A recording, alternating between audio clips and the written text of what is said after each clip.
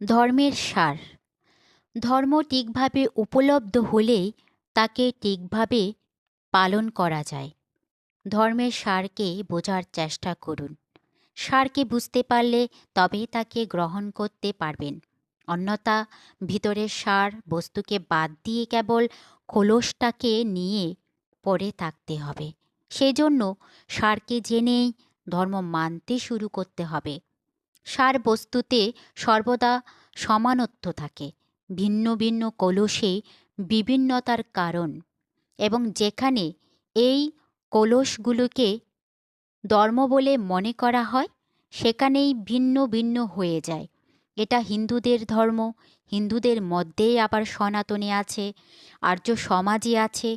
এটা বৌদ্ধদের ধর্ম, বৌদ্ধদের মধ্যে আবার মহাযানে হীনযানে। এটা জৈনদের ধর্ম, জৈনদের মধ্যে আবার দিগম্বরী শ্বেতাম্বরী। এটা খ্রিস্টানদের ধর্ম, খ্রিস্টানদের মধ্যে আবার ক্যাথলিক এবং প্রোটেস্ট্যান্ট।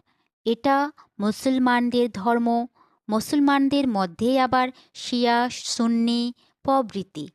কেবল ভিন্ন ভিন্ন নহে, পরস্পর বিরোধীও। নিঃসার কলসগুলোকে গুরুত্ব দেবার কারণে এইসব বিভিন্নতা এবং এদের নিয়েই পারস্পরিক বিরোধ উৎপন্ন হয়। কেউ রাখে টিকি, কেউ বা রাখে দাড়ি। টিকি মোটা না পাতলা, দাড়ি মোচযুক্ত না মোচবিহীন। কেউ রাখে মাথায় লম্বা চুল, চুল বেশ পরিপাটি করে সাজানো। কারো বা রুক্ষ শুকনো চুল, জটা জটিল। কেউ মাথা ন্যাড়া করে, কেউ বা খুর দিয়ে, কেউ বা চিমটি দিয়ে, কেউ বা কান ছেদা করে, তাতে পড়ে কুণ্ডল বা মুদ্রা। কেউ বা লাগায় তিলক, কেউ বা চন্দনের, কেউ বা সিঁদুরের। কেউ এই রকমের, কেউ বা অন্য রকমের। কেউ বা পরে মালা রুদ্রাক্ষের বা চন্দনের বা তুলসীর।